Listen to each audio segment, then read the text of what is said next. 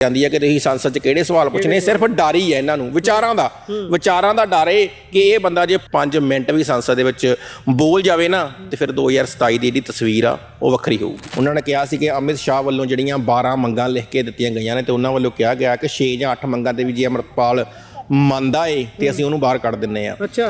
ਤੇ ਹੁਣ ਜਿਹੜੀ ਗੱਲ ਹੈਗੀ ਆ ਹੁਣ ਦੀ ਚਿੱਠੀ 'ਚ ਉਹਨਾਂ ਨੇ ਲਿਖਿਆ ਕਿ ਮੈਨੂੰ ਸੈਂਕੜੇ ਕਰੋੜਾਂ ਦੀ ਜਿਹੜੀ ਅਪਰੋਚ ਕੀਤੀ ਜਾ ਰਹੀ ਆ ਅੱਛਾ ਸਰਕਾਰ ਵੱਲੋਂ, ਤੇ ਮੈਨੂੰ ਇਹ ਗੱਲ ਕਹੀ ਜਾ ਰਹੀ ਆ ਕਿ ਤੂੰ ਜਾ ਪੰਜਾਬ 'ਚ ਜਾ ਕੇ ਸਰਕਾਰ ਬਣਾ, ਅਸੀਂ ਤੈਨੂੰ ਸਰਕਾਰ ਬਣਾਉਣ ਤੋਂ ਨਹੀਂ ਰੋਕਦੇ, ਪਰ ਸਾਡੇ ਨਾਲ ਹੱਥ ਮਿਲਾ ਕੇ ਚੱਲ।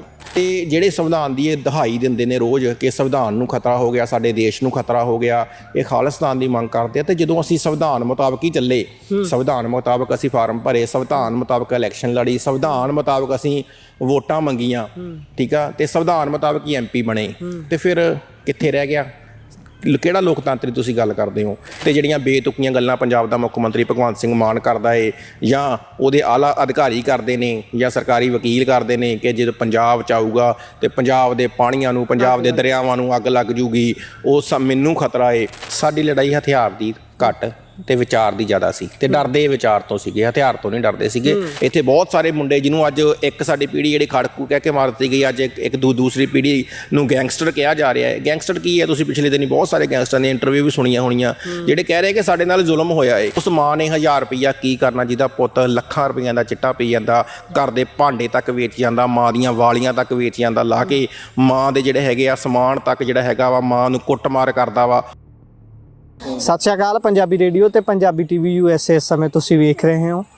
ਅੱਜ ਅਦਾਲਤ ਤੋਂ ਇੱਕ ਫੈਸਲਾ ਆਉਂਦਾ ਹੈ ਕਿ ਭਾਈ ਅੰਮ੍ਰਿਤਪਾਲ ਸਿੰਘ ਜਿਹੜੇ ਕਿ MP ਖਡੂਰ ਸਾਹਿਬ ਤੋਂ ਨੇ, ਉਹਨਾਂ ਦੇ ਵੱਲੋਂ ਬਜਟ ਸੈਸ਼ਨ ਦਾ ਹਿੱਸਾ ਬਣਨ ਦੇ ਲਈ ਬਾਰ-ਬਾਰ ਅਰਜ਼ੀ ਲਾਈ ਜਾਂਦੀ ਹੈ ਤੇ ਉਸ ਨੂੰ ਇੱਕ ਵਾਰ ਮੁੜ ਤੋਂ ਖਾਰਜ ਕਰ ਦਿੱਤਾ ਗਿਆ ਹੈ। ਅਤੇ ਹੁਣ ਇਹ ਸਾਰੇ ਨੂੰ ਕਿਵੇਂ ਵੇਖਦੇ ਨੇ ਉਹਨਾਂ ਦੀ ਜਥੇਬੰਦੀ, ਉਹਨਾਂ ਦੀ ਪਾਰਟੀ ਦੇ ਮੈਂਬਰ? ਗੱਲਬਾਤ ਕਰਾਂਗੇ। ਮੇਰੇ ਨਾਲ ਭਾਈ ਗੁਰਦੀਪ ਸਿੰਘ ਹੋਣੀ ਬਾਗੀ ਮੌਜੂਦ ਨੇ, ਉਹਨਾਂ ਦੇ ਨਾਲ ਪੰਡਾਲ ਸਾਹਿਬ ਨਾਲ ਗੱਲਬਾਤ ਕਰਦੇ ਹਾਂ। ਪੰਡਾਲ ਸਾਹਿਬ, ਕੀ ਕਹਿੰਦੇ ਹੋ? ਬਾਰ-ਬਾਰ ਕੋਰਟਾਂ ਦੇ ਰਾਹ ਜਾਣਾ ਤੇ ਫਿਰ ਕੋਰਟ ਤੋਂ ਨਿਰਾਸ਼ਾ ਹੱਥ ਲੱਗਣੀ। ਜਦੋਂ ਆਪਾਂ ਇਸ ਤੇ ਗੱਲ ਕਰਦੇ ਹਾਂ ਤਾਂ ਇਹ ਵੀ ਕਹਿੰਦੇ ਨੇ ਵੀ ਭਾਈ ਅਸੀਂ ਤਾਂ ਸੰਵਿਧਾਨਕ ਰਾਹ ਵੀ ਚੁਣ ਕੇ ਦੇਖ ਲਏ, ਫਿਰ ਵੀ ਇਨਸਾਫ ਨਹੀਂ ਮਿਲਦਾ। ਤੁਸੀਂ ਸਭ ਤੋਂ ਪਹਿਲੇ ਨੰਬਰ ਤੇ ਕੀ ਕਹਿਣਾ ਚਾਹੋਗੇ ਅੰਮ੍ਰਿਤਪਾਲ ਸਿੰਘ ਹੁਣਾਂ ਨੂੰ? ਇੱਕ ਵਾਰ ਮੁੜ ਤੋਂ ਉਹਨਾਂ ਦੀ ਜਿਹੜੀ ਐਪਲੀਕੇਸ਼ਨ ਸੀ ਉਸ ਨੂੰ ਖਾਰਜ ਕਰ ਦਿੱਤਾ ਗਿਆ, ਉਹਨਾਂ ਨੂੰ ਨਾ ਕਰ ਦਿੱਤੀ ਗਈ ਹੈ ਕਿ ਉਹ ਸਦਨ ਦੇ ਵਿੱਚ, ਸੰਸਦ ਦੇ ਵਿੱਚ ਆਪਣੇ ਮੁੱਦੇ ਨਹੀਂ ਰੱਖ ਸਕਦੇ। ਇਸ ਦੇਸ਼ ਦੇ ਵਿੱਚ 2 ਤਰ੍ਹਾਂ ਦੇ ਕਾਨੂੰਨ ਚੱਲਦੇ ਨੇ। ਤੁਸੀਂ ਪਿੱਛੇ ਦੇਖਿਆ ਹੋਊਗਾ ਲਦਾਖ ਵਾਲੇ ਮਸਲੇ ਦੇ ਵਿੱਚ ਕਿ 270 ਦਿਨ ਬਾਅਦ ਜਿਹੜੀ ਹੈਗੀ ਆ ਉਹਨਾਂ ਨੂੰ ਹਾਂਜੀ NSA ਜਿਹੜੀ ਉਹਨਾਂ ਉੱਪਰ ਰੱਦ ਕਰ ਦਿੱਤੀ ਜਾਂਦੀ ਆ। ਇਸੇ ਤਰੀਕੇ ਨਾਲ ਜਿਹੜੇ ਜੰਮੂ ਵਾਲੇ ਸਾਡੇ ਸੰਸਦ ਸੀਗੇ ਉਹ ਵੀ ਭਾਈ ਅੰਮ੍ਰਿਤਪਾਲ ਸਿੰਘ ਖਾਲਸਾ ਹੋਰਾਂ ਦੇ ਨਾਲ ਹੀ ਜਿੱਤੇ ਸੀਗੇ, ਤੇ ਉਹਨਾਂ ਨੂੰ ਜਿਹੜਾ ਹੈਗਾ ਵਾ 2 ਵਾਰੀ ਸੈਸ਼ਨ ਦੇ ਵਿੱਚ ਬੋਲਣ ਦਾ ਜਿਹੜਾ ਹੈਗਾ ਮੌਕਾ, ਇੰਜੀਨੀਅਰ ਰਾਸ਼ਿਦ ਹੋਰਾਂ ਨੂੰ ਜਿਹੜਾ 2 ਵਾਰੀ ਜਿਹੜਾ ਮੌਕਾ ਦਿੱਤਾ ਜਾਂਦਾ ਹੈ। ਇਸੇ ਤਰੀਕੇ ਨਾਲ ਹੁਣ ਤੀਸਰੀ ਗੱਲ ਭਾਈ ਅੰਮ੍ਰਿਤਪਾਲ ਸਿੰਘ ਖਾਲਸਾ ਹੋਰਾਂ ਦੀ ਕਰੀਏ। ਉਹ ਜਦੋਂ ਦੁਬਈ ਤੋਂ ਪੰਜਾਬ ਆਉਂਦੇ ਨੇ ਤੇ ਜਦੋਂ ਪੱਤਰਕਾਰ ਸਹਿਬਾਨ ਜਿਹੜੇ ਹੈਗੇ ਪਹਿਲਾਂ ਹੀ ਸਵਾਲ ਕਰਦੇ ਨੇ ਉਹਨਾਂ ਨੂੰ ਕਿ ਤੁਸੀਂ ਪੰਜਾਬ ਆਏ ਹੋ ਤੇ ਪੰਜਾਬ ਆ ਕੇ ਕੀ ਕਰੋਗੇ, ਉਹਨਾਂ ਕਿਹਾ ਕਿ ਸਭ ਤੋਂ ਪਹਿਲਾਂ ਤਾਂ ਇਹ ਸਵਾਲ ਹੀ ਗਲਤ ਆ। ਜਾਂ ਤਾਂ ਹੋਵੇ ਨਾ ਮੈਂ ਉਧਰੋਂ ਇੱਧਰ ਆਇਆ ਵਾਂ, ਮੈਂ ਤਾਂ ਇੱਥੋਂ ਗਿਆ ਸੀਗਾ ਤੇ ਅੱਜ ਮੈਂ ਵਾਪਸ ਆਪਣੀ ਧਰਤੀ ਤੇ ਆ ਗਿਆ ਵਾਂ। ਇਸ ਕਰਕੇ ਜਿਹੜਾ ਹੈਗਾ ਵਾ ਮੈਂ ਇੱਥੇ ਆਇਆ ਵਾਂ, ਮੈਂ ਨੌਜਵਾਨੀ ਨੂੰ ਇਕੱਤਰ ਕਰੂੰਗਾ ਤੇ ਗੁਰੂ ਸਾਹਿਬ ਦੇ ਲੜ ਲਾਊਂਗਾ, ਬਾਣੀ ਤੇ ਬਾਣੇ ਦੇ ਧਾਰਨੀ ਬਣਾਊਂਗਾ।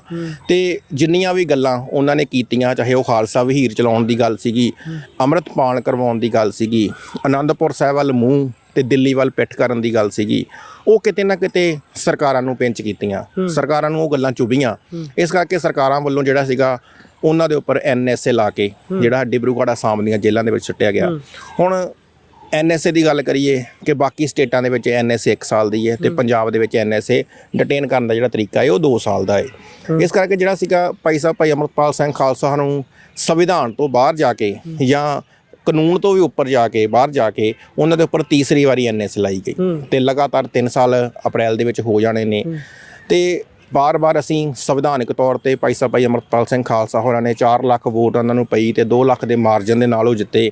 ਤੇ ਉਹਨਾਂ ਨੂੰ ਜਿਹੜਾ ਸੀਗਾ ਸੰਵਿਧਾਨਕ ਤੌਰ ਤੇ ਉਹਨਾਂ ਨੇ ਸਹੁੰ ਖਾਧੀ ਆ ਕੇ ਸੰਵਿਧਾਨ ਦੀ, ਤੇ ਜਿਹੜੇ ਸੰਵਿਧਾਨ ਦੀ ਇਹ ਦਹਾਈ ਦਿੰਦੇ ਨੇ ਰੋਜ਼ ਕਿ ਸੰਵਿਧਾਨ ਨੂੰ ਖਤਰਾ ਹੋ ਗਿਆ, ਸਾਡੇ ਦੇਸ਼ ਨੂੰ ਖਤਰਾ ਹੋ ਗਿਆ, ਇਹ ਖਾਲਿਸਤਾਨ ਦੀ ਮੰਗ ਕਰਦੇ ਆ। ਤੇ ਜਦੋਂ ਅਸੀਂ ਸੰਵਿਧਾਨ ਮੁਤਾਬਕ ਹੀ ਚੱਲੇ, ਸੰਵਿਧਾਨ ਮੁਤਾਬਕ ਅਸੀਂ ਫਾਰਮ ਭਰੇ, ਸੰਵਿਧਾਨ ਮੁਤਾਬਕ ਇਲੈਕਸ਼ਨ ਲੜੀ, ਸੰਵਿਧਾਨ ਮੁਤਾਬਕ ਅਸੀਂ ਵੋਟਾਂ ਮੰਗੀਆਂ, ਠੀਕ ਆ, ਤੇ ਸੰਵਿਧਾਨ ਮੁਤਾਬਕ ਹੀ MP ਬਣੇ, ਤੇ ਫਿਰ ਕਿੱਥੇ ਰਹਿ ਗਿਆ?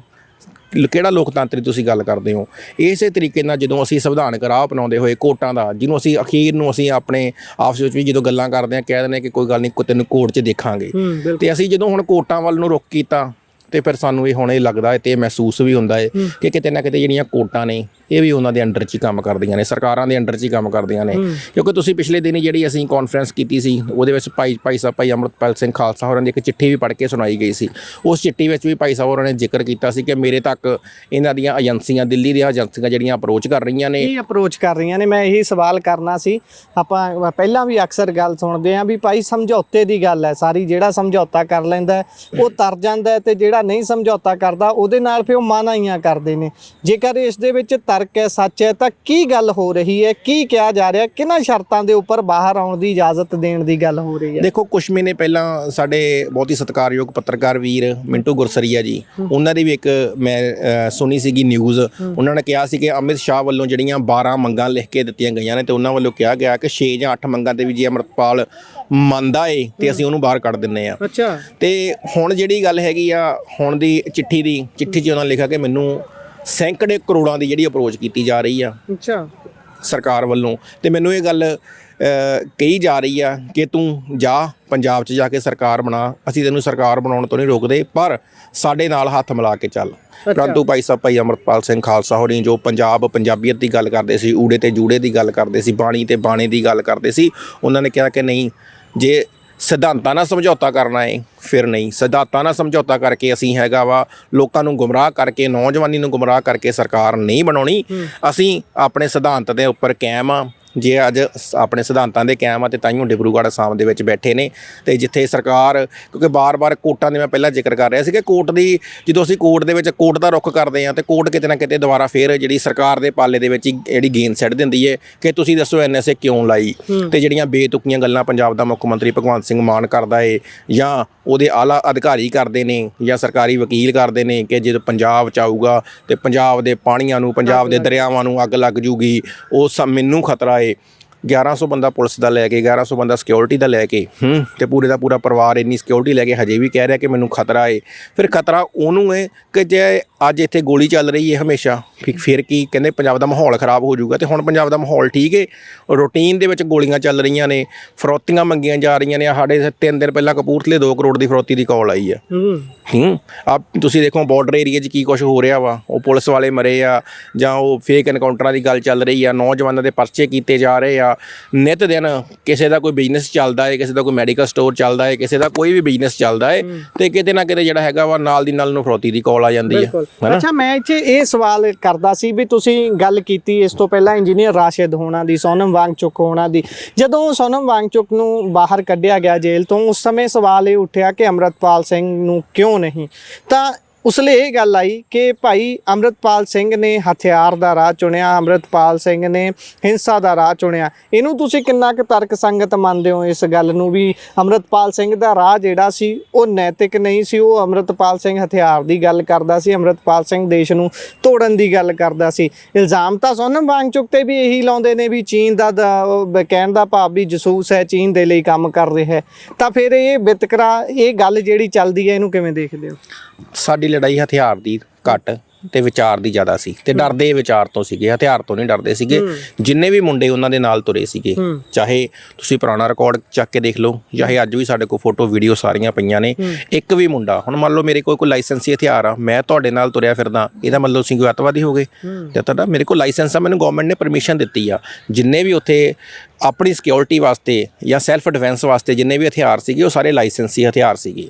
ਸਾਡੇ ਬਹੁਤ ਸਾਰੇ ਸਾਥੀਆਂ ਕੋਲੇ ਹਥਿਆਰ ਨਾ, ਠੀਕ ਹੈ, ਸਾਰੇ ਲਾਇਸੈਂਸੀ ਹੈ, ਗਵਰਨਮੈਂਟ ਦੀ ਪਰਮਿਸ਼ਨ ਆ, ਜੋ ਪ੍ਰੋਸੈਸ ਦੇ ਥਰੂ ਲੈ ਜਾਂਦੇ ਆ। ਪਰ ਡਰ ਕਾਹਦਾ ਸੀ? ਡਰ ਸੀ ਵਿਚਾਰ ਦਾ, ਜਿਹੜਾ ਉਹਨਾਂ ਨੇ ਖੁੱਲ੍ਹੇਆਮ ਚੈਲੰਜ ਕੀਤਾ ਕਿ ਕੋਈ ਸੁਪਰੀਮ ਕੋਰਟ ਦਾ ਵਕੀਲ ਆ ਜੇ, ਕੋਈ ਹਾਈ ਕੋਰਟ ਦਾ ਵਕੀਲ ਆ ਜੇ, ਕੋਈ ਵੱਡੇ ਤੋਂ ਵੱਡਾ ਪੱਤਰਕਾਰ ਆ ਜੇ। ਉਹਨਾਂ ਨੇ ਇਹ ਵੀ ਗੱਲ ਕਹੀ ਸੀ ਕਿ ਇੱਦਾਂ ਦਾ ਚੈਲੰਜ ਦੇਸ਼ ਦਾ ਪ੍ਰਧਾਨ ਮੰਤਰੀ ਵੀ ਨਹੀਂ ਕਰਦਾ, ਜਿੱਦਾਂ ਦਾ ਚੈਲੰਜ ਮੈਂ ਕਰ ਰਿਹਾ ਕਿ ਆਓ ਮੇਰੇ ਨਾਲ ਗੱਲ ਕਰੋ, ਵਿਚਾਰਾਂ ਦੀ ਲੜਾਈ ਏ। ਬਾਈ ਦੀਪ ਸਿੱਧੂ ਵੀ ਇਹੀ ਗੱਲ ਕਹਿੰਦਾ ਸੀਗਾ। ਜਿਹੜੀ ਖਾਲਿਸਤਾਨ ਦੇ ਮੁੱਦੇ ਤੇ ਮੈਂ ਹਜੇ ਪਿਛਲੇ ਦਿਨੀ ਆਪਣੇ ਬਾਈ ਜਿਹੜੇ ਹੈਗੇ ਆ ਪੱਤਰਕਾਰ ਸਾਹਿਬ ਮੱਕੜ ਸਾਹਿਬ, ਉਹਨਾਂ ਦੀ ਇੰਟਰਵਿਊ ਸੁਣਨ ਡਿਆ ਸੀਗਾ। ਉਹਦੇ ਵਿੱਚ ਬਾਈ ਹੋਰੀ ਆਪਣੇ ਦੀਪ ਸਿੱਧੂ ਕਹਿ ਰਹੇ ਨੇ ਨਾ ਕਿ ਖਾਲਿਸਤਾਨ ਦੀ ਜਦੋਂ ਸਵਾਲ ਪੁੱਛਿਆ ਗਿਆ ਸੀ, ਉਹ ਕਹਿੰਦੇ ਵੀ ਇਹ ਤਾਂ ਜੇ ਇਦਾਂ ਹੀ ਦਬਾਓਗੇ ਤਾਂ ਫਿਰ ਦੇਸ਼ ਦੇ ਵੱਖ-ਵੱਖ ਖਿੱਤਿਆਂ 'ਚ ਵੀ ਆਵਾਜ਼ਾਂ ਉੱਠ ਰਹੀਆਂ ਲਗਾਤਾਰ। ਹੁਣ ਆਪਾਂ ਨਾਰਥ ਈਸਟ ਵੱਲ ਦੇਖਦੇ ਹਾਂ, ਉਹਨਾਂ ਦੀ ਗੱਲ ਘੱਟ ਹੁੰਦੀ ਹੈ ਪਰ ਆਵਾਜ਼ ਤਾਂ ਉੱਠ ਰਹੀ ਹੈ, ਨੋ ਡਾਊਟ, ਇਹਦੇ ਵਿੱਚ ਕੋਈ ਸ਼ੱਕ ਵਾਲੀ ਗੱਲ ਨਹੀਂ। ਅੱਛਾ, ਇਸ ਤੋਂ ਅੱਗੇ ਮੈਂ ਜਿਹੜੀ ਗੱਲ ਜਾਣਨੀ ਚਾਹੁੰਦਾ, ਜਿਹਨੂੰ ਲੈ ਕੇ ਉਤਸੁਕਤਾ ਹੈ, ਜਦੋਂ ਤੁਸੀਂ ਵਿਚਰਦੇ ਹੋਵੋਗੇ, ਪਾਰਟੀ ਦਾ ਤੁਸੀਂ ਹਿੱਸਾ ਹੋ, ਜਦੋਂ ਤੁਸੀਂ ਉਹਨਾਂ ਦੇ ਹਲਕੇ ਦੇ ਵਿੱਚੋਂ, ਤੁਹਾਡਾ ਹਲਕਾ ਵੀ ਖਡੂਰ ਸਾਹਿਬ ਦੇ ਨਾਲ ਹੀ ਜੁੜਦਾ, MP ਤੁਹਾਡੇ ਵੀ ਨੇ ਉਹ, ਤਾਂ ਲੋਕਾਂ ਦੇ ਵਿੱਚ ਕਿਹੋ ਜਿਹੀ ਵਿਚਾਰ ਨੇ, ਕਿਹੋ ਜਿਹੀ ਸੋਚ ਹੈ ਕਿ ਭਾਈ ਅਸੀਂ ਆਪਣੇ ਜਿਹੜਾ ਮਤ ਦਿੱਤਾ ਸੀ, ਆਪਣੀ ਵੋਟ ਪਾਈ ਸੀ, ਬਹੁਤ ਉਮੀਦ ਨਾਲ ਪਾਈ ਸੀ ਕਿ ਸਾਡੇ ਲਈ ਕੁਝ ਖਾਸ ਹੋਊਗਾ, ਵਧੀਆ ਹੋਊਗਾ, ਪਰ ਅੰਮ੍ਰਿਤਪਾਲ ਸਿੰਘ ਨੂੰ ਤਾਂ ਇੱਕ ਵਾਰ ਵੀ ਉਸ ਜਗ੍ਹਾ ਤੇ ਜਾਣ ਦਾ ਮੌਕਾ ਨਹੀਂ ਦਿੱਤਾ ਸੰਸਦ ਦੇ ਵਿੱਚ, ਜਿੱਥੇ ਉਹਨੇ ਇਹ ਸਾਰੀਆਂ ਚੀਜ਼ਾਂ ਦੀ ਬਾਤ ਪਾਉਣੀ ਸੀ। ਫਿਰ ਲੋਕਾਂ ਦਾ ਕਿਹੋ ਜਿਹਾ ਵਿਚਾਰ ਹੈ, ਲੋਕਾਂ ਦਾ ਕਿਹੋ ਜਿਹਾ ਰੋਹ ਹੈ ਕਿ ਇੱਕ ਵਾਰ ਉਹਨਾਂ ਦਾ ਕਹਿ ਲਈਏ ਵੀ ਕਾਰਜਕਾਲ ਖਤਮ ਹੁੰਦਾ ਹੈ, ਦੁਬਾਰਾ ਫੇਰ ਲੜਨ ਬਾਰੇ ਸੋਚਦੇ ਨੇ, ਤਾਂ ਜਿਨ੍ਹਾਂ ਲੋਕਾਂ ਨੇ 4 ਲੱਖ ਵੋਟ ਪਾਈ ਸੀ, ਕੀ ਲੱਗਦਾ ਉਹਨੇ ਹੀ ਬੰਦੇ ਫੇਰ ਵੋਟ ਪਾਉਣ ਨੂੰ ਖੜਨਗੇ, ਜਾਂ ਫਿਰ ਉਹ ਕਹਿਣਗੇ ਵੀ ਭਾਈ ਇਹ ਤਾਂ ਉਹੀ ਕੰਮ ਹੋਣਾ ਹੈ, ਅਗਲੇ ਨੇ ਜੇਲ੍ਹ 'ਚ ਹੀ ਬੈਠੇ ਰਹਿਣਾ, ਸਾਡੇ ਕੰਮ ਨਹੀਂ ਹੋਣੇ, ਇਹਦੇ ਨਾਲੋਂ ਕਿਸੇ ਹੋਰ ਪਾਰਟੀ ਦੇ ਬੰਦੇ ਨੂੰ ਚੁਣ ਲਓ। ਜਦੋਂ MP ਇਲੈਕਸ਼ਨ ਸੀਗੀ, ਖਡੂਰ ਸਾਹਿਬ ਹਲਕੇ ਦੀ MP ਇਲੈਕਸ਼ਨ ਸੀਗੀ, ਉਸ ਸਮੇਂ ਸਾਡੇ ਕੋਲ 4 ਜ਼ਿਲ੍ਹਿਆਂ ਦੇ ਵਿੱਚ ਜਿਹੜੇ ਸੀਗੇ 9 ਹਲਕੇ ਸੀਗੇ, ਚਾਹੇ ਉਹ ਫਿਰੋਜ਼ਪੁਰ ਦੀ ਗੱਲ ਕਰੀਏ, ਕਪੂਰਥਲੇ ਦੀ ਗੱਲ ਕਰੀਏ, ਤਰਨਤਾਰਨ ਦੀ ਗੱਲ ਕਰੀਏ ਤੇ ਅੰਮ੍ਰਿਤਸਰ ਦੀ ਗੱਲ ਕਰੀਏ। 4 ਜ਼ਿਲ੍ਹਿਆਂ ਦੇ ਵਿੱਚ 9 ਹਲਕੇ ਸੀਗੇ। ਉਸ ਸਮੇਂ ਸਾਡੇ ਕੋਲ 4 ਜ਼ਿਲ੍ਹਿਆਂ 'ਚ ਟੀਮਾਂ ਸੀਗੀਆਂ ਤੇ 9 ਹਲਕਿਆਂ 'ਚ। ਅੱਜ 23 ਜ਼ਿਲ੍ਹਿਆਂ 'ਚ ਟੀਮਾਂ ਨੇ। ਅੱਜ ਤੁਸੀਂ ਦੇਖ ਰਹੇ ਹੋ ਵੱਖ-ਵੱਖ ਡੇਲੀ ਰੂਟੀਨ 'ਚ ਰੈਲੀਆਂ ਹੋ ਰਹੀਆਂ ਨੇ, ਡੇਲੀ ਰੂਟੀਨ 'ਚ ਬੰਦੇ ਸ਼ਾਮਲ ਹੋ ਰਹੇ ਨੇ, ਡੇਲੀ ਰੂਟੀਨ ਦੇ ਵਿੱਚ ਮੀਟਿੰਗਾਂ ਹੋ ਰਹੀਆਂ ਨੇ। ਅੱਜ ਵੀ ਮੈਂ 2 ਪਰਿਵਾਰ ਸ਼ਾਮਲ ਕਰਵਾ ਕੇ ਆਇਆ। ਅੱਜ 2 ਪ੍ਰੈਸ ਕਾਨਫਰੰਸਾਂ ਜਿਹੜੀਆਂ ਹੈਗੀਆਂ ਅੰਮ੍ਰਿਤਸਰ ਦੇ ਵਿੱਚ ਹੋ ਰਹੀਆਂ। ਪਰਸੋਂ ਨੂੰ ਕੁਝ ਬੰਦੇ ਜਿਹੜੇ ਚੰਡੀਗੜ੍ਹ ਵਿੱਚ ਆਪਣੇ ਪਾਰਟੀ 'ਚ ਸ਼ਾਮਲ ਹੋ ਰਹੇ ਨੇ। ਇਹ ਨੋ ਡਾਊਟ ਸਿਰਫ ਸਰਕਾਰਾਂ ਵੱਲੋਂ ਜਾਂ ਏਜੰਸੀਆਂ ਵੱਲੋਂ ਇੱਕ ਫੈਲਾਇਆ ਜਾ ਰਿਹਾ, ਜਿਹੜਾ ਹੈਗਾ ਸਿਰਫ ਭਰਮ ਪਾਇਆ ਜਾ ਰਿਹਾ ਹੈ ਕਿ ਉਹਨਾਂ ਦੇ ਨਾਲੋਂ ਲੋਕ ਟੁੱਟ ਰਹੇ ਨੇ, ਉਹਨਾਂ ਨਾਲ ਲੋਕ ਜੁੜ ਰਹੇ ਨੇ। ਜਿਹੜੀ ਤੁਸੀਂ ਹਲਕੇ ਦੇ ਵਿਕਾਸ ਦੀ ਗੱਲ ਕੀਤੀ ਹੈ, ਅਸੀਂ ਕਲਾਨੌਰ ਤੋਂ ਲੈ ਕੇ ਫਾਜ਼ਿਲਕਾ ਤੱਕ 21 ਕੈਂਪ ਤੁਹਾਡਾ ਆਪਣਾ ਕੈਂਪ ਦੇ ਨਾਂ ਹੇਠ ਚਲਾਏ ਤੇ ਕਰੋੜਾਂ ਰੁਪਈਆਂ ਦਾ ਜਿਹੜਾ ਸਮਾਨ ਆ ਉਹ ਸੰਗਤ ਦੇ ਸਹਿਯੋਗ ਦੇ ਨਾਲ ਹੜ੍ਹਾਂ ਦੇ ਵਿੱਚ ਵੰਡਿਆ, ਜਿਹਨੂੰ ਦੇਖ ਕੇ ਬਾਕੀਆਂ ਨੂੰ ਜਦੋਂ ਪਤਾ ਲੱਗਾ ਕਿ ਇਹ ਤਾਂ ਬਿਲਕੁਲ ਹੁੰਝਾ ਫੇਰ ਰਹੇ ਨੇ ਤੇ ਲੋਕ ਜਿਹੜੇ ਹੈਗੇ ਨੇ ਇਹਨਾਂ ਦੇ ਨਾਲ ਜੁੜ ਰਹੇ ਨੇ। ਫਿਰ ਅਕਾਲੀ ਵੀ ਤੁਸੀਂ ਦੇਖਿਆ ਪਜਾਮੇ ਟੰਗੀ ਫਿਰਦੇ ਸੀ ਤੇ BJP ਵਾਲੇ ਵੀ ਟੰਗੀ ਫਿਰਦੇ ਸੀ ਤੇ ਕਾਂਗਰਸ ਵੀ ਟੰਗੀ ਫਿਰਦੀ ਸੀ। ਇਸ ਕਰਕੇ ਜਿਹੜਾ ਹੈਗਾ ਵਾ ਸਾਡੇ ਨਾਲੋਂ ਲੋਕ ਟੁੱਟੇ ਨਹੀਂਗੇ, ਸਾਡੇ ਨਾਲੋਂ ਲੋਕ ਜੁੜੇ ਆ ਕਿ ਉਸ ਨੌਜਵਾਨ ਦੇ ਉੱਤੇ ਭਾਈ ਅੰਮ੍ਰਿਤਪਾਲ ਸਿੰਘ ਖਾਲਸਾ ਹੋਰਾਂ ਦੇ ਉੱਤੇ ਜਿਹੜਾ ਜ਼ੁਲਮ ਹੋ ਰਿਹਾ ਏ, ਜਿਹੜਾ ਸੰਵਿਧਾਨ ਤੋਂ ਵੀ ਬਾਹਰ ਜਾ ਕੇ ਜਿਹੜਾ ਹੈਗਾ ਜਿਹੜੇ ਲੋਕਤੰਤਰ ਦੀ ਦੁਹਾਈ ਪਾਉਣ ਵਾਲੇ ਇਹ ਲੀਡਰ ਨੇ, ਉਹਨਾਂ ਵੱਲੋਂ ਜਿਹੜਾ ਹੈਗਾ ਏ ਇਹਨਾਂ ਦੇ ਉੱਪਰ ਜਿਹੜੀ ਤੀਸਰੀ ਵਾਰੀ NSA ਲਗਾ ਦਿੱਤੀ ਗਈ ਹੈ ਤੇ ਚੌਥੀ ਵਾਰੀ ਦੀ ਤਿਆਰੀ ਵੀ ਕਰ ਰਹੇ ਨੇ। ਅੱਛਾ, ਇਹ ਗੱਲ ਨਹੀਂ ਲੱਗਦੀ ਵੀ ਸਰਕਾਰ ਆਪ ਇਸ ਚੀਜ਼ ਤੇ ਮੋਹਰ ਲਾ ਰਹੀ ਹੈ, ਜਿਹੜੀ ਬਾਰ-ਬਾਰ ਨੌਜਵਾਨ ਜਾਂ ਸਿੱਖ ਇਹ ਗੱਲ ਕਰਦੇ ਨੇ ਵੀ ਭਾਈ ਸਾਡੇ ਲਈ ਕਾਨੂੰਨ ਵੱਖਰਾ ਹੈ, ਹੋਰਾਂ ਲਈ ਕਾਨੂੰਨ ਵੱਖਰਾ ਹੈ, ਇਸ ਦੇਸ਼ ਦੇ ਵਿੱਚ ਸਾਨੂੰ ਵਿਤਕਰੇ ਦੀ ਅੱਖ ਨਾਲ ਦੇਖਿਆ ਜਾਂਦਾ, ਸਾਨੂੰ ਬਰਾਬਰ ਨਹੀਂ ਤੋਲਿਆ ਜਾਂਦਾ। ਇਹ ਉਹੀ ਗੱਲ ਭਾਵਨਾ ਨਹੀਂ ਜਾਗਦੀ। ਇਹ ਜਦੋਂ ਚੀਜ਼ ਆਉਂਦੀ ਹੈ ਬਾਰ-ਬਾਰ ਵੀ ਅੰਮ੍ਰਿਤਪਾਲ ਸਿੰਘ ਨੂੰ ਬਿਲਕੁਲ ਹੀ ਇਹ ਮੌਕਾ ਨਾ ਦੇਣਾ ਆਪਣੀ ਗੱਲ ਰੱਖਣ ਦਾ, ਇੱਥੋਂ ਤੱਕ ਕਿ ਸਵਾਲ ਪੁੱਛੇ ਜਾਣੇ ਵੀ ਤੁਸੀਂ ਸੰਸਦ 'ਚ ਕਿਹੜੀ ਗੱਲ ਕਰੋਗੇ। ਦੇਖੋ ਜੀ, ਖੜਕੂਵਾਦ ਲਹਿਰ ਕੀ ਸੀਗੀ 90 ਤੋਂ ਬਾਅਦ ਦਾ ਜਿਹੜਾ ਦਹਾਕਾ, 84 ਤੋਂ ਬਾਅਦ ਦਾ ਜਿਹੜਾ ਉਹ ਦੌਰ ਹੰਢਾਇਆ ਇਹ ਪੰਜਾਬ ਨੇ, ਜਿਹਦੇ ਵਿੱਚ ਫੇਕ ਐਨਕਾਊਂਟਰ ਤੋਂ ਲੈ ਕੇ ਪਰਿਵਾਰਾਂ ਦੇ ਪਰਿਵਾਰ ਖਤਮ ਕਰ ਦਿੱਤੇ ਗਏ। ਮਾਝੇ 'ਚ 15 ਸਾਲ ਬਰਾਤਾਂ ਨਹੀਂ ਚੜ੍ਹਨੀਆਂ, ਅੱਜ ਵੀ ਅਸੀਂ ਗੱਲਾਂ ਕਰਦੇ ਹਾਂ। ਉਹਦੇ ਵਿੱਚ ਕੀ ਸੀਗਾ? ਉਹਦੇ ਵਿੱਚ ਇਹੀ ਕੁਛ ਸੀਗਾ ਕਿ ਜਦੋਂ ਤੁਸੀਂ ਕਿਸੇ ਚੀਜ਼ ਨੂੰ ਦਬਾਓਗੇ ਜਾਂ ਕਿਸੇ ਤੇ ਜ਼ੁਲਮ ਕਰੋਗੇ, ਫਿਰ ਅਖੀਰ ਨੂੰ ਕੀ ਹੁੰਦਾ ਏ? ਉਹ ਹਥਿਆਰ ਚੱਕਦਾ ਹੈ। ਇੱਥੇ ਬਹੁਤ ਸਾਰੇ ਮੁੰਡੇ ਜਿਹਨੂੰ ਅੱਜ ਇੱਕ ਸਾਡੀ ਪੀੜ੍ਹੀ ਜਿਹੜੀ ਖੜਕੂ ਕਹਿ ਕੇ ਮਾਰ ਦਿੱਤੀ ਗਈ, ਅੱਜ ਇੱਕ ਦੂਸਰੀ ਪੀੜ੍ਹੀ ਨੂੰ ਗੈਂਗਸਟਰ ਕਿਹਾ ਜਾ ਰਿਹਾ ਹੈ। ਗੈਂਗਸਟਰ ਕੀ ਹੈ? ਤੁਸੀਂ ਪਿਛਲੇ ਦਿਨੀ ਬਹੁਤ ਸਾਰੇ ਗੈਂਗਸਟਰਾਂ ਦੀਆਂ ਇੰਟਰਵਿਊ ਵੀ ਸੁਣੀਆਂ ਹੋਣੀਆਂ, ਜਿਹੜੇ ਕਹਿ ਰਹੇ ਕਿ ਸਾਡੇ ਨਾਲ ਜ਼ੁਲਮ ਹੋਇਆ ਏ, ਅਸੀਂ ਆਉਣਾ ਚਾਹੁੰਦੇ ਹਾਂ। ਤੇ ਇੱਕ ਗੈਂਗਸਟਰ ਨੇ ਇੱਥੋਂ ਤੱਕ ਕਹਿਤਾ ਸੀ ਕਿ ਜੇ ਭਾਈ ਅੰਮ੍ਰਿਤਪਾਲ ਸਿੰਘ ਖਾਲਸਾ ਹੋਰਾਂ ਦੀ ਸਰਕਾਰ ਆਉਂਦੀ ਆ ਤੇ ਅਸੀਂ ਅਮਰੀਕਾ, ਕੈਨੇਡਾ ਜਾਂ ਹੋਰ ਵੀ ਜਿਹੜੇ ਦੇਸ਼ਾਂ ਦੇ ਵਿੱਚ ਅਸੀਂ ਬੈਠੇ ਹਾਂ, ਅਸੀਂ ਆ ਜਾਵਾਂਗੇ, ਸਾਨੂੰ ਅੱਗੇ ਕੋਈ ਦਿਖਾਈ ਤਾਂ ਦੇਵੇ ਵੀ ਸਾਡੇ ਨਾਲ ਇਨਸਾਫ ਹੋਊਗਾ। ਅਸੀਂ ਤਾਂ ਏਅਰਪੋਰਟ ਤੇ ਉਤਰਦੇ, ਸਾਨੂੰ ਉਤਰਦੇ ਗੋਲੀ ਮਾਰ ਦੇਣੀ ਇਹਨਾਂ ਨੇ, ਕਿਉਂਕਿ ਅਸੀਂ ਸੇਫ ਨਹੀਂ ਹੈਗੇ। ਅਸੀਂ ਅੱਜ ਪਰਿਵਾਰਾਂ ਵਾਲੇ ਹੋ ਗਏ ਹਾਂ, ਸਾਡੇ ਬੱਚੇ ਆ ਛੋਟੇ ਛੋਟੇ, ਅਸੀਂ ਮੁੱਖ ਧਾਰਾ 'ਚ ਆਉਣਾ ਚਾਹੁੰਦੇ ਹਾਂ। ਤੇ ਬਹੁਤ ਸਾਰੇ ਲੋਕ ਜਿਹੜੇ ਮੁੱਖ ਧਾਰਾ 'ਚ ਆਏ ਵੀ ਹੈ, ਚਾਹੇ ਵੀਰ ਅਸੀਂ ਸ਼ੇਖੋਂ ਦੀ ਗੱਲ ਹੀ ਕਰ ਲਈਏ, ਮੁੱਖ ਧਾਰਾ 'ਚ ਆਏ ਤੇ ਲੋਕ ਉਹਨਾਂ ਨੂੰ ਐਕਸੈਪਟ ਵੀ ਕਰ ਰਹੇ ਨੇ, ਕਿਉਂਕਿ ਲੋਕ ਚਾਹੁੰਦੇ ਨੇ, ਲੋਕਾਂ ਨੂੰ ਪਤਾ ਕਿ ਇਹ ਜਿਸ ਦੁਨੀਆ ਦੇ ਵਿੱਚੋਂ ਆਏ ਨੇ ਉੱਥੇ ਜਿਹੜਾ ਹੈਗਾ ਵਾ ਇਹ ਭਟਕੇ ਹੋਏ ਸੀਗੇ। ਲੜਾਈਆਂ ਕਿਹੜੀਆਂ ਹੁੰਦੀਆਂ ਨੌਜਵਾਨਾਂ ਦੀਆਂ? ਕਾਲਜਾਂ ਦੀਆਂ ਲੜਾਈਆਂ, ਯੂਨੀਵਰਸਿਟੀ ਦੀਆਂ ਪ੍ਰਧਾਨਗੀ ਦੀਆਂ ਲੜਾਈਆਂ, ਜਾਂ ਅਣਖ ਦੀ ਕੋਈ ਨਾ ਕੋਈ ਛੋਟੀ ਮੋਟੀ ਪਿੰਡ 'ਚ ਲੜਾਈ। ਉਸ ਤੋਂ ਬਾਅਦ ਉਹਨਾਂ ਨੂੰ ਜਿਹੜੇ ਲੀਡਰਾਂ ਨੇ ਯੂਜ਼ ਕੀਤਾ, ਯੂਜ਼ ਕਰਕੇ ਜਿਹੜਾ ਹੈਗਾ ਵਾ ਨੌਜਵਾਨੀ ਨੂੰ ਉਸ ਪਾਸੇ ਨੂੰ ਧੱਕਿਆ। ਤੇ ਇਹੀ ਲੜਾਈਆਂ ਸੀਗੀਆਂ। ਤੇ ਇਸ ਕਰਕੇ ਜਿਹੜਾ ਹੈਗਾ ਵਾ, ਜੇ ਅੱਜ ਵੀ ਗੱਲ ਕਰਦੇ ਆ ਕਿ ਉਹ ਜਿਹੜੇ ਸਵਾਲ ਪੁੱਛਣ ਦੀ ਗੱਲ ਕੀਤੀ ਜਾਂਦੀ ਹੈ ਕਿ ਤੁਸੀਂ ਸੰਸਦ 'ਚ ਕਿਹੜੇ ਸਵਾਲ ਪੁੱਛਣੇ, ਸਿਰਫ ਡਰ ਹੀ ਹੈ ਇਹਨਾਂ ਨੂੰ, ਵਿਚਾਰਾਂ ਦਾ ਡਰ ਏ ਕਿ ਇਹ ਬੰਦਾ ਜੇ 5 ਮਿੰਟ ਵੀ ਸੰਸਦ ਦੇ ਵਿੱਚ, ਮੈਂ ਤੁਹਾਡੇ ਚੈਨਲ ਦੇ ਜ਼ਰੀਏ ਕਹਿਣਾ ਕਿ ਜੇ ਉਹ ਬੰਦਾ 5 ਮਿੰਟ ਵੀ ਸੰਸਦ ਦੇ ਵਿੱਚ ਬੋਲ ਜਾਵੇ ਨਾ, ਤੇ ਫਿਰ 2027 ਦੀ ਜਿਹੜੀ ਤਸਵੀਰ ਆ ਉਹ ਵੱਖਰੀ ਹੋਊਗੀ। 2027 ਦੀ ਗੱਲ ਕਰ ਰਹੇ ਹੋ, ਸਾਰੇ ਤਕਰੀਬਨ 2027 ਦੀ ਤਿਆਰੀ ਕਰ ਰਹੇ ਨੇ ਵੀ ਭਾਈ ਸਾਡੀ ਸਰਕਾਰ ਆ ਰਹੀ ਹੈ, ਸਾਡੀ ਸਰਕਾਰ ਆ ਰਹੀ ਹੈ। ਸੱਤਾਧਾਰੀ ਆਮ ਆਦਮੀ ਪਾਰਟੀ ਕਹਿ ਰਹੇ ਨੇ ਵੀ 16,000 ਰੈਲੀਆਂ ਪੂਰੇ ਪੰਜਾਬ 'ਚ ਕਰੋ, ਸਾਡੇ ਕੰਮ ਲੈ ਕੇ ਜਾਓ ਲੋਕਾਂ ਤੱਕ ਵੀ ਅਸੀਂ 4 ਸਾਲ 'ਚ ਕੁਝ ਤਬਦੀਲੀਆਂ ਕਰ ਦਿੱਤੀਆਂ। ਤੁਸੀਂ ਕਹਿ ਰਹੇ ਹੋ ਕਿ ਅਸੀਂ ਕਲਾਨੌਰ ਤੋਂ ਲੈ ਕੇ ਫਲਾਨੀ ਜਗ੍ਹਾ ਤੱਕ ਕੈਂਪ ਲਾਏ, ਅਸੀਂ ਬਹੁਤ ਸੋਹਣਾ ਕੰਮ ਕੀਤਾ, ਸਾਡੀ ਵੀ ਤਿਆਰੀ ਹੈ। 23 ਜ਼ਿਲ੍ਹਿਆਂ 'ਚ ਤੁਹਾਡੀ ਟੀਮ ਕੰਮ ਕਰ ਰਹੀ ਹੈ, ਹਰੇਕ ਪਾਰਟੀ ਆਪਣੀ ਜਦੋਜਹਿਦ ਕਰ ਰਹੀ ਹੈ। ਪਰ ਜੇਕਰ ਆਪਾਂ ਸੱਤਾਧਾਰੀ ਦੀ ਗੱਲ ਕਰੀਏ ਤਾਂ ਕਿੰਨਾ ਕਾਂਕੜ ਤੁਸੀਂ ਆਂਕਲਨ ਕੀਤਾ, ਕੀ ਲੱਗਦਾ ਤੁਹਾਨੂੰ, ਕੀ ਸਥਿਤੀ ਹੈ ਪੰਜਾਬ ਦੇ ਵਿੱਚ ਆਮ ਆਦਮੀ ਪਾਰਟੀ ਦੀ 2027 ਦੇ ਲਈ, ਜਿੱਦਾਂ ਦੀਆਂ ਗੱਲਾਂ ਸਰਕਾਰ ਕਰਦੀ ਹੈ ਭਗਵੰਤ ਮਾਨ ਸਾਹਿਬ ਹੁਣੀ ਕਰਦੇ ਨੇ? ਦੇਖੋ ਜੀ, ਭਗਵੰਤ ਮਾਨ ਸਾਹਿਬ ਤਾਂ ਫਿਰ ਬਿਨਾਂ ਸਿਕਿਉਰਿਟੀ ਤੋਂ ਕਿਸੇ ਦਿਨ ਪਿੰਡਾਂ 'ਚ ਗੇੜਾ ਮਾਰ ਲੈਣ, ਬਿਨਾਂ ਸਿਕਿਉਰਿਟੀ ਤੋਂ ਗੇੜਾ ਤਾਂ ਮਾਰਨ, ਫਿਰ ਪਤਾ ਲੱਗ ਜੂਗਾ ਕਿ ਗਰਾਊਂਡ ਤੇ ਸਥਿਤੀ ਕੀ ਆ। ਫਿਰ ਜਿਹੜਾ ਉਹ ਕਹਿੰਦੇ ਸੀ ਕਿ ਡਲਾ ਤੋਂ ਡਾਲਾ ਹੋਤਾ ਹੈ, ਉਹ ਪਤਾ ਲੱਗ ਜੂਗਾ ਆਪਣੇ ਆਪ। 27 'ਚ ਲੋਕ ਦੱਸਣਗੇ, ਪਿੰਡਾਂ ਦੇ ਵਿੱਚ ਲੋਕ 27 ਦੇ ਵਿੱਚ ਇਹਨਾਂ ਨੂੰ ਵੜਨ ਨਹੀਂ ਦੇਣਗੇ, ਕਿਉਂਕਿ ਜੋ ਹਾਲਾਤ ਪੰਜਾਬ ਦੇ ਕੀਤੇ, ਚਾਹੇ ਖੇਤੀ ਮੁੱਦਿਆਂ ਦੀ ਗੱਲ ਕਰਦੇ, 5 ਮਿੰਟ 'ਚ MSP ਦੇਣ ਦੀ ਗੱਲ, ਧੰਨ ਧੰਨ ਸਾਹਿਬ ਸ੍ਰੀ ਗੁਰੂ ਗ੍ਰੰਥ ਸਾਹਿਬ ਦੀ ਬੇਅਦਬੀਆਂ ਦਾ ਮੁੱਦਾ ਚੱਲ ਰਿਹਾ ਏ। ਉਹ ਤਾਂ ਕਹਿੰਦੇ ਅਸੀਂ ਲਿਆ ਰਹੇ ਹਾਂ, ਵਿਸਾਖੀ ਵਾਲੇ ਦਿਨ ਲਿਆਵਾਂਗੇ ਆਪਾਂ, ਸਪੈਸ਼ਲ ਸੈਸ਼ਨ ਕਰਕੇ ਅਸੀਂ ਉਹਦੀ ਪੂਰੀ ਗੱਲ ਕਰ ਰਹੇ ਹਾਂ ਕਿ ਇਹਦੇ ਤੇ ਵੀ ਜੇ ਗੱਲ ਕਰਨੀ ਹੋਵੇ, ਚਲੋ ਜਿਹੜਾ ਬੇਅਦਬੀਆਂ ਦੇ ਮੁੱਦੇ ਨੂੰ ਲੈ ਕੇ ਕਹਿੰਦੇ ਨੇ ਕਿ ਅਸੀਂ ਕਾਨੂੰਨ ਬਣਾਵਾਂਗੇ, ਇਹਨੂੰ ਅਕਾਲੀ ਦਲ ਨੇ ਵੀ ਲਿਆਂਦਾ, ਉਹ ਵੀ ਇੱਕ ਤਰੀਕੇ ਨਾਲ ਸਿਰੇ ਨਹੀਂ ਲੱਗਾ। ਉਸ ਤੋਂ ਬਾਅਦ ਕਾਂਗਰਸ ਦੇ ਵਿੱਚ ਕੈਪਟਨ ਅਮਰਿੰਦਰ ਸਿੰਘ ਦੀ ਸਰਕਾਰ ਉਹਨਾਂ ਨੇ 2017 ਦੇ ਵਿੱਚ ਵੀ ਕੋਸ਼ਿਸ਼ ਕੀਤੀ, ਹੁਣ ਇਹ ਕੋਸ਼ਿਸ਼ ਕਰ ਰਹੇ ਨੇ। ਲੱਗਦਾ ਕਿ ਬੇਅਦਬੀਆਂ ਤੇ ਕਾਨੂੰਨ ਬਣ ਸਕਦਾ, ਨਾਲ ਦੇ ਨਾਲ ਇਹਨਾਂ ਦੀ ਵੀ ਕਾਰਗੁਜ਼ਾਰੀ ਨੂੰ ਕੈਰੀ ਆਨ? ਨਹੀਂ, ਦੇਖੋ ਜੀ, ਜਿਹੜੇ ਬੇਅਦਬੀਆਂ ਤੇ ਕਾਨੂੰਨ ਬਣਨਾ ਚਾਹੀਦਾ, ਅਸੀਂ ਇਸ ਚੀਜ਼ ਦੇ ਡਰਾਈ ਨਹੀਂ ਕਰਦੇ ਕਿ ਕਾਨੂੰਨ ਨਹੀਂ ਬਣਨਾ ਚਾਹੀਦਾ, ਪਰ ਕਾਨੂੰਨ ਨੂੰ ਜਿਹੜਾ ਹੈਗਾ ਵਾ ਉਹਨੂੰ ਲਾਗੂ ਕਰਨਾ, ਬਣਨਾ ਹੋਰ ਚੀਜ਼ ਹੈ, ਲਾਗੂ ਕਰਨਾ ਹੋਰ ਚੀਜ਼ ਹੈ। ਤੁਸੀਂ ਆਪੇ ਜ਼ਿਕਰ ਕੀਤਾ ਕਿ ਅਕਾਲੀਆਂ ਨੇ ਵੀ ਬਣਾਇਆ, ਕਾਂਗਰਸ ਨੇ ਵੀ ਬਣਾਇਆ, ਤੇ ਜਿਹੜਾ ਇਹ ਹੁਣ 13 ਨੂੰ ਲਿਆ ਰਹੇ, ਇਹ ਸਿਰਫ ਕੀ ਆ, ਇੱਕ ਪਬਲਿਸਿਟੀ ਸਟੰਟ ਹੈ। 27 ਨੇੜੇ ਆ ਰਹੀ ਹੈ, 27 ਦੀ ਤਿਆਰੀ ਮੰਨ ਲਈ, 27 ਦੀ ਤਿਆਰੀ, ਕਿਉਂਕਿ ਇਲੈਕਸ਼ਨ ਦਾ ਹੋ ਸਕਦਾ ਆਪਣੇ 2026 ਦੇ ਵਿੱਚ ਦਸੰਬਰ 'ਚ ਹੀ ਆ ਰਹੀ ਆ ਇਲੈਕਸ਼ਨ ਦਾ, ਕਿਉਂਕਿ ਅਮਲਾ ਸਰਕਾਰ ਕੋਲ ਹੈ ਨਹੀਂ। 17 ਫਰਵਰੀ ਤੋਂ ਜਿਹੜੀ ਹੈਗੀ ਮਰਦਮਸ਼ੁਮਾਰੀ ਸ਼ੁਰੂ ਹੋ ਰਹੀ ਆ, ਇਸ ਕਰਕੇ ਦਸੰਬਰ 'ਚ ਇਲੈਕਸ਼ਨ ਆ ਰਹੀ ਹੈ। ਤੁਹਾਨੂੰ ਪਤਾ 2-4 ਮਹੀਨੇ ਰਹਿ ਗਏ ਆ। ਇੱਕ ਪਬਲਿਸਿਟੀ ਜਿਹੜਾ 1000 ਰੁਪਏ ਦਾ ਸਟੰਟ ਕੀਤਾ ਨਾ, 1000 ਰੁਪਏ ਦਾ ਸਟੰਟ ਹੀ ਸੀਗਾ ਨਾ ਇੱਕ, ਵੀ ਭਾਈ ਇੱਕ ਪਬਲਿਸਿਟੀ ਕਰੋ, ਉਸ ਚੀਜ਼ ਨੂੰ ਲੈ ਕੇ ਪਹਿਲਾਂ ਆਪਣਾ ਉਲਝਾ ਲਓ, ਹੁਣ ਉਸ ਤੋਂ ਬਾਅਦ ਆਪਣੇ ਟਰਮ ਆਫ ਕੰਡੀਸ਼ਨਸ ਲਾ ਦਿਓ ਕਿ ਜਿਹਦੇ ਕੋਲੇ ਪੈਨ ਕਾਰਡ ਹੈਗਾ ਵਾ, ਜਿਹੜੀ ਜੋਬ ਵਾਲੀ ਬੰਦੀ ਆਪਣਾ ਲੇਡੀਜ਼ ਵਾ, ਹਾਂਜੀ, ਉਹਦੇ ਵਿੱਚ ਹੁਣ ਜਦੋਂ ਇਹ ਗੱਲ ਅਨਾਉਂਸ ਕੀਤੀ ਗਈ ਸੀ 1000 ਰੁਪਏ ਵਾਲੀ, ਉਦੋਂ ਤਾਂ ਕੋਈ ਟਰਮ ਆਫ ਕੰਡੀਸ਼ਨ ਨਹੀਂ ਆ, ਕੰਡੀਸ਼ਨ ਤਾਂ ਹੋਣਾ ਹੀ ਨੇ। ਇਸੇ ਤਰੀਕੇ ਨਾਲ ਇੱਕ ਸਿਰਫ ਸਿਆਸੀ ਪੱਤਾ ਖੇਡਿਆ ਜਾ ਰਿਹਾ ਏ, ਜਿਹੜਾ ਪਿੰਡਾਂ ਦੇ ਵਿੱਚ, ਜਿਵੇਂ ਪਹਿਲਾਂ ਆਪਾਂ ਸਵਾਲ ਤੁਸੀਂ ਕੀਤਾ ਸੀਗਾ, ਹਾਂ, ਪਿੰਡਾਂ ਦੇ ਵਿੱਚ ਇਹਨਾਂ ਨੂੰ ਵੜਨ ਨਹੀਂ ਦਿੱਤਾ ਜਾਊਗਾ, ਕਿਉਂਕਿ ਹਾਲਾਤ ਜਿਹੜੇ ਹੈਗੇ ਧੜ ਤੁਸੀਂ ਪਿਛਲੇ ਇਹ 15 ਦਿਨਾਂ ਦੀ ਗੱਲ ਕਰ ਲਓ, ਧੜ ਅਕਾਲੀ ਦਲ ਵਾਰਸ ਪੰਜਾਬ ਦੇ ਵਿੱਚ ਇਹਨਾਂ ਦੇ ਚੇਅਰਮੈਨ ਸ਼ਾਮਲ ਹੋ ਰਹੇ ਨੇ, ਉਹ ਵੀ ਸਟੇਟ ਪੱਧਰ ਦੇ ਚੇਅਰਮੈਨ ਸ਼ਾਮਲ ਹੋ ਰਹੇ ਨੇ, ਬਹੁਤ ਸਾਰੇ ਬਲਾਕ ਪੱਧਰ ਦੇ ਚੇਅਰਮੈਨ ਬਲਾਕ ਪੱਧਰ ਦੇ ਜਿਹੜੇ ਆਗੂ ਆ ਉਹ ਸ਼ਾਮਲ ਹੋ ਰਹੇ ਨੇ, ਤੇ ਵੱਡੇ ਜਿਹੜੇ ਇਹਨਾਂ ਦੇ ਤੁਸੀਂ ਆਉਣ ਵਾਲੇ ਦਿਨਾਂ 'ਚ ਦੇਖੋਗੇ ਕਿ ਬਹੁਤ ਸਾਰੇ ਇਹਨਾਂ ਦੇ ਮੰਤਰੀ ਸੰਤਰੀ MLA ਵੀ ਸਾਡੇ ਕੰਟੈਕਟ ਦੇ ਵਿੱਚ ਨੇ। ਜਿਹੜੀਆਂ ਗੱਲਾਂ ਇਹ ਕਰਦੇ ਸਾਡੇ ਕੰਟੈਕਟ 'ਚ ਨੇ, ਸਾਡੇ ਵੀ ਬਹੁਤ ਸਾਰੇ ਇਹਨਾਂ ਦੇ ਜਿਹੜੇ ਮੰਤਰੀ ਸੰਤਰੀ ਸਾਡੇ ਕੰਟੈਕਟ 'ਚ ਨੇ। ਆਉਣ ਵਾਲੇ ਦਿਨਾਂ ਦੇ ਵਿੱਚ ਸਾਫ਼ ਸੁਥਰੇ ਨੇ ਕਿ ਦਾਗੀ ਨੇ?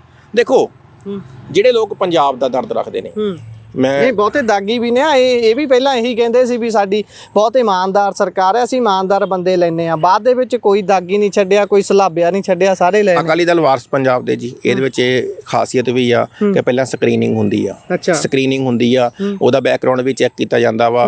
ਬੈਕਗ੍ਰਾਉਂਡ ਚੈੱਕ ਕਰਨ ਤੋਂ ਬਾਅਦ ਉਸ ਨੂੰ ਜਿਹੜਾ ਹੈਗਾ ਵਾ, ਉਹਨੂੰ ਜਿਹੜਾ ਇੱਕ ਅਹੁਦਾ ਦਿੱਤਾ ਜਾਂਦਾ ਵਾ, ਉਹਨੂੰ ਦੇਖਿਆ ਜਾਂਦਾ ਕਿ ਇਹਦੀ ਲੋਕਾਂ ਦੇ ਵਿੱਚ ਕੀ ਆਵਾਜ਼ ਆ।